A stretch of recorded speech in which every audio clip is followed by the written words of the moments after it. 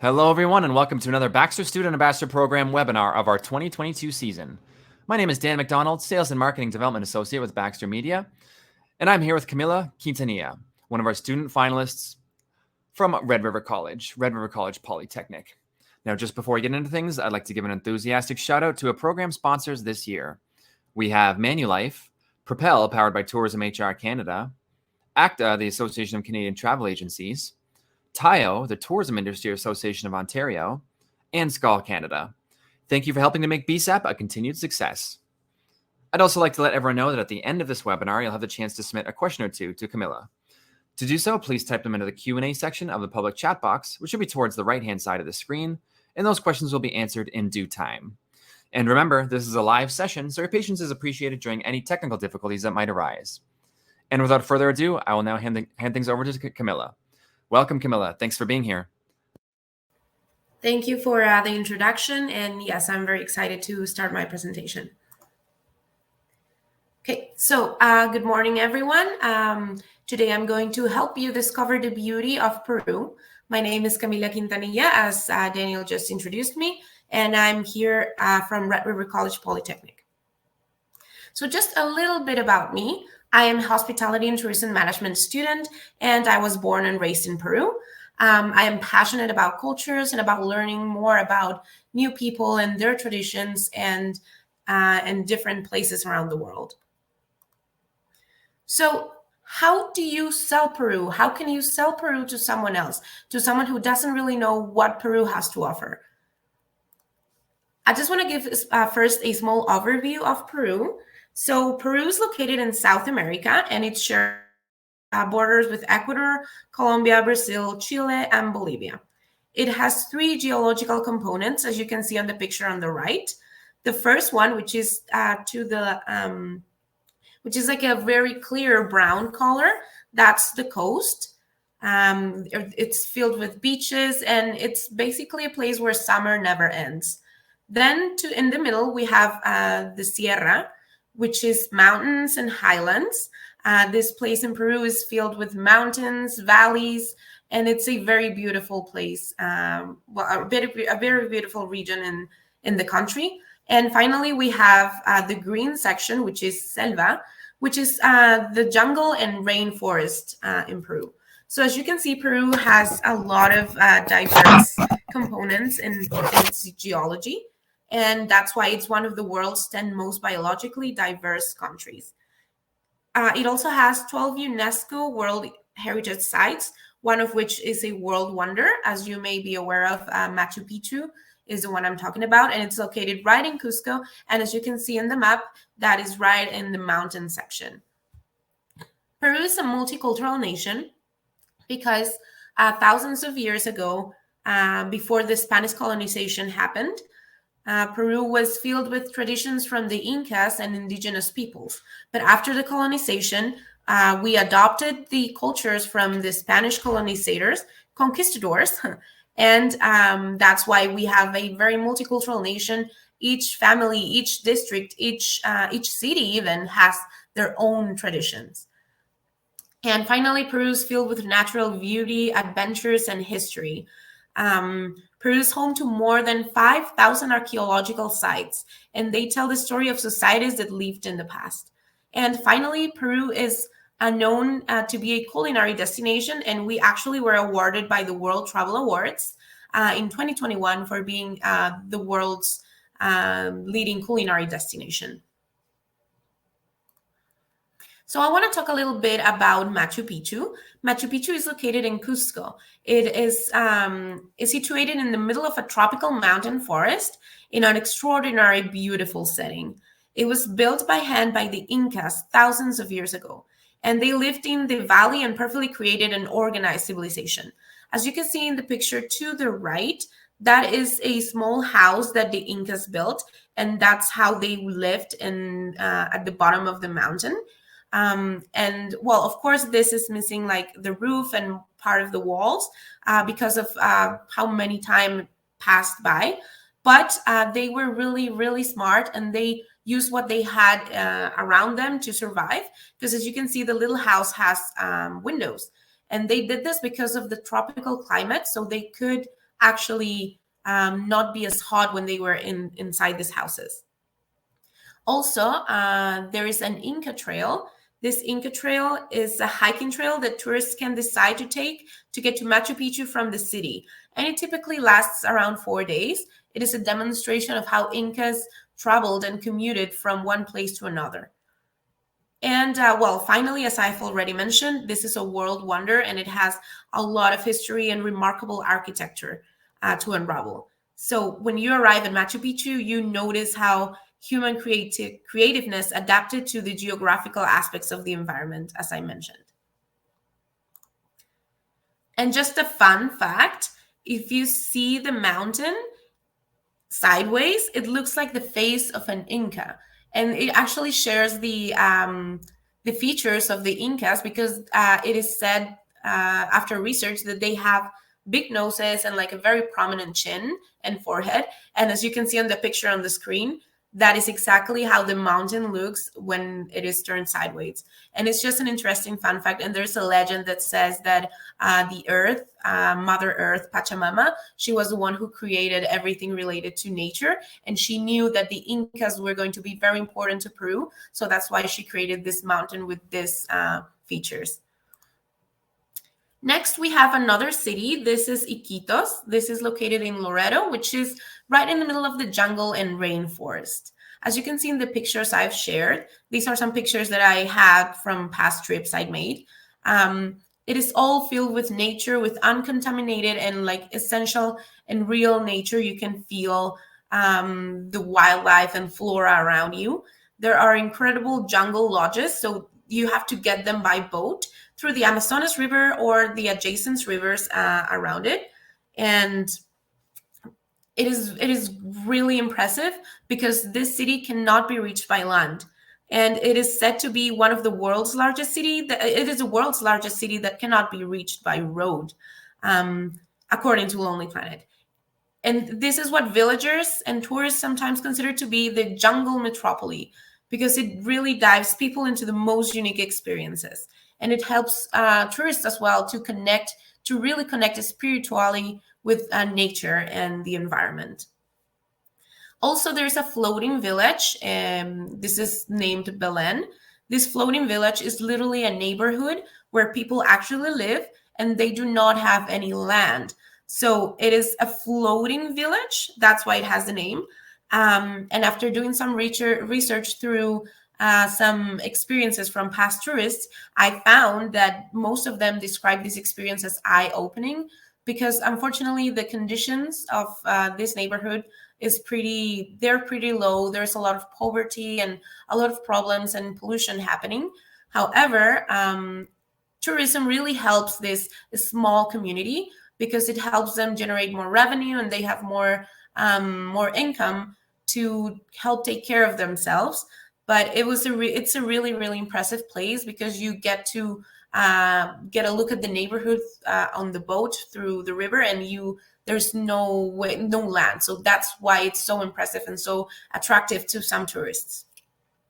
Additionally, this city and the jungle part of the country has a lot of markets and butterfly farms, and it also has a monkey island.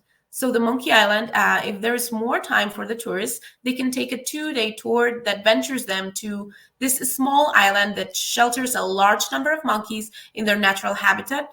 And after that, they can stay overnight in an eco lodge near the monkeys. So it's literally an experience that will dive tourists into living with monkeys and be surrounded by nature.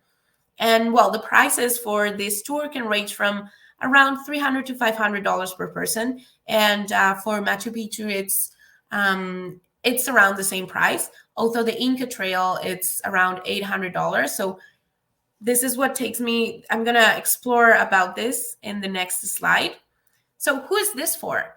So as I have just mentioned, the price is a very important factor we need to consider because we need our target market, our targeted audience to have good disposable income and also have time to actually explore everything that Peru has to offer. Considering the explorer quotient that that Canada has explored, I consider that the target market for this is the free spirits, since they're highly social and open-minded, and also cultural explorers, since they love to travel and understand new cultures. And well, finally, of course, authentic experiencers, since they look for authentic travel engagement. I was also looking into young adults, groups of friends, maybe, and sometimes some adults. I would not recommend this for kids, of course, because it's a very physical, demanding tour and destination. Um, and yes, this unique experience would be offered, and it's, of course, completely different from the urban setting, as Peru offers a different experience, especially for those individuals who want to connect with nature and have a spiritual experience. But Peru has so much more to offer, as you can see in the small picture to the right. This is a picture I took when I traveled to the Colca Canyon, the deepest canyon in the world, and that offers, of course, hiking trails for people who really want to adventure in and connect with nature and with Peru. So I also want to talk really briefly on Peru's tourist arrival in millions, because this shows how much tourism has increased in Peru over the past few years. So from 2016 to 2019, we can see an increase of almost 1 million tourists a year. And this is according to Statista. And well, one fact I'd like to consider is that before COVID, Peru expected to have 5 million visitors in 2020 and 2021. So, of course, we all know that the pandemic has been really hard on everything in the world, especially the tourism sector. And Peru was really looking forward to have more tourists. But hopefully now, with how things have been changing, it will start to bounce back. And I am sure that this industry has always bounced back when things started to get complicated. And well, another interesting fact is that in 2017, Peru welcomed over 77,000 international tourists from Canada. So this means that the Canadian market is actually very interested in Peru. And I'm sure because in Canada, I've met people that they're really into camping and they really like to connect with nature. I believe that the Canadian market would be a really great sector to focus on to attract them to Peru, especially to these hiking trails and these adventurous experiences. But what's in it for you as a travel agent? So, first of all, I think this could be a featured destination for you. And you could bring in new clients and business. And of course, you would get commissions out of the travels and the trips that you create for the tourists. Also, you would get recognition because your travel agency can actually be recognized the more tours you create for people and the more you help out people. This is where I believe mouth to mouth marketing comes in. So if you help someone, they're going to say, of course, this was a great experience for me. And they're going to start talking to their friends. And that way your travel agency will be recognized. And finally, the FAM tours. These are the familiarization tours. So this will invite you to learn firsthand what Peru has to offer, and you will experience yourself. And after that, you will be able to be more knowledgeable and have of course, the experience to sell Peru to someone else. Some tour operators I found that could be very beneficial for you as well. Well, first of all is G Adventures. They are a member of the Travel Industry Council of Ontario and accredited with the Business Practices and Consumer Protection Authority of BC. And they have pre-planned tours for every region in Peru. They're mostly focused on group tours. So going back to the target market, this could include young groups of friends and young adults. And yeah, they have pre-planned tours for groups. Then we have Intrepid Travel. Intrepid Travel is a certified B corporation. And well, this means that, B corporations are a new kind of business that creates benefit for all stakeholders. So they're like a certified corporation on specifically that. And they go above and beyond on their tours because they are considering more than just Machu Picchu. Because as we all know, when you think of Peru, the first thing you think of is Machu Picchu. And well, you know, the Disney movie, The Emperor's New Groove, which was based on Peru as well. So Intrepid Travel goes above and beyond, and they offer different tours in different places of the country. Then we have Canyon Stone Tours. They are a world's top-rated tour operator. And they offer a dozen Peru itineraries with, again, small groups and overnights in some of the country's best hotels. The company specializes in custom tours based on probably around 5 days in Cusco, Machu Picchu, and then sometimes they have a 2-week expedition to combine the highland treasures of Machu Picchu and some of the other jungle sections in the jungle with a cruise on the Amazon River. So they actually combine more things and they offer a different and more luxurious experience. And finally, I found Incaini Peru tours. They are essentially based in Peru, but they would be very useful as they are really, really knowledgeable on everything that they have to offer. And they're the official Inca Trail operator. So they're very knowledgeable on how to properly offer and sell the Inca trails to a tourist. And they describe themselves as the bridge between the visitor and the Andean world. Safety is very important to consider. So first of all, we have the risk level. In the Government of Canada's website, they describe Peru as a dangerous place, and they suggest to exercise a high degree of caution. And yes, it is true that Peru is not as safe as Canada, for example, and there is higher crime rates and higher cases of drugs and murders, but it is said that Peru is safe for tourists. I've been living in Peru my whole life. I just recently moved in Canada roughly 1 year ago, and I've never experienced anything remotely similar to a kidnapping or a murder or a drug case. So I am sure that for tourists, it is a safe place as long as you take the precautions. And you as a tribal agency, you need to be aware of all that. And you, of course, don't want to send tourists to a place without considering all of this. One of the things you want to consider is petty crime. It is very, very common, especially pickpocketing. Your client needs to be aware and not be careless. They need to understand that there's a possibility that if they go out the streets with valuable items, they could get those items stolen. It's not even like they threaten the tourists. It's just they just pickpocket them and they disappear. So yeah, having this in mind is very essential. If you want to plan a tour for Peru, you need to mention this.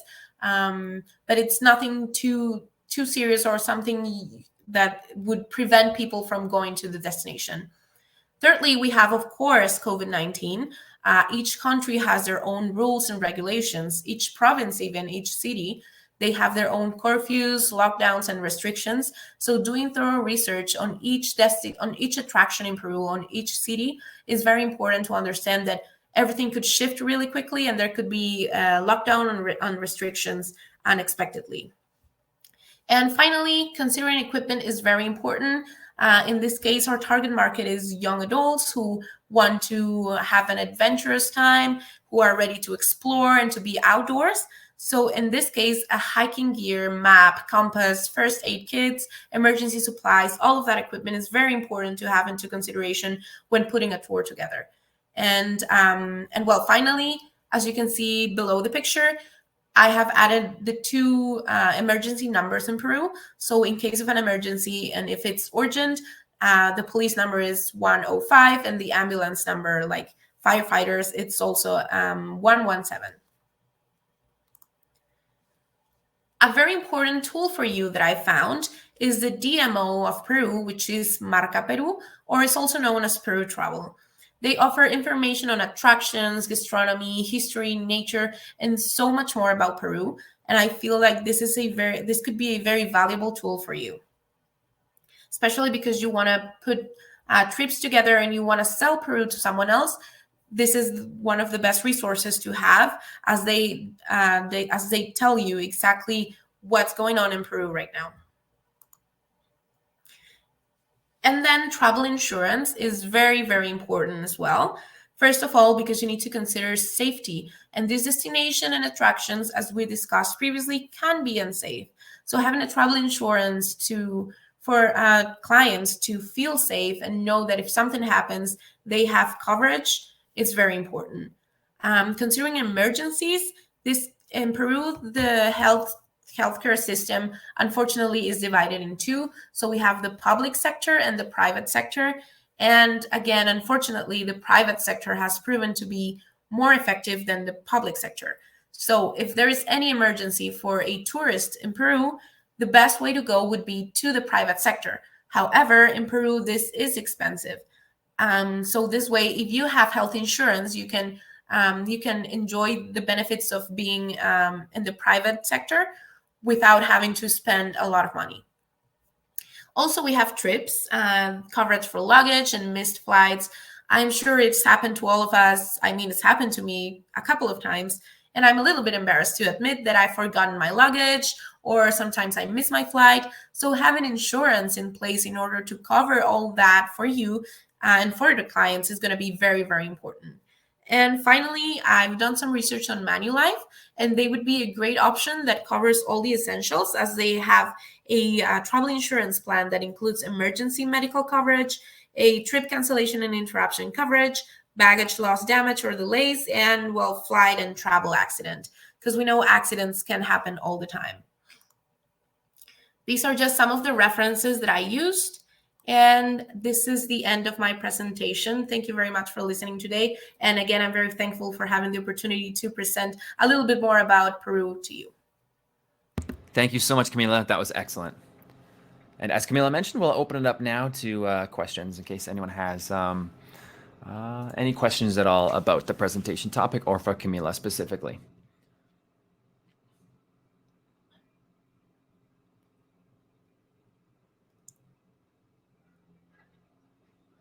Oh, here's one. If you were to travel to Peru this month, what would you do?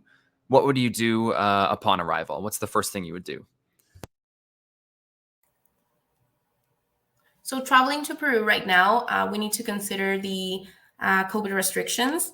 Right now, Peru does not have any COVID restrictions that are, for example, in Canada, when I first came to Canada, I had to isolate. Peru does not have those restrictions in place. However, there is a form that you need to sign upon entry to the country.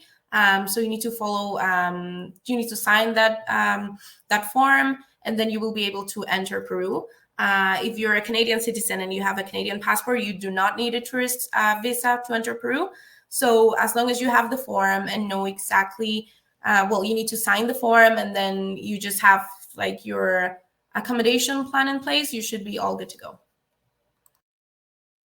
Excellent, thank you. And Camila, what would you consider to be your dream job? Ooh, that's a tough one. For a couple of years, I was debating whether I wanted to be in the hotel and restaurant management or tourism side of the industry. And right now, I think that my dream job, it's not a position itself, but it's just being able to be, hospitable to people and be able to connect with other people, learn more about other cultures, because I really, really like meeting new people and learning more about their traditions and where they come from, because we are all so different, but at the same time, we're also similar. So I think my dream job, even though it's not a definite position yet, I'm still exploring, it's definitely involving meeting new people and getting to know different cultures. Great answer. Thank you. And Laura Bowman from Baxter Media says, thank you for a wonderful presentation, Camila. I've really enjoyed learning more about Peru with you.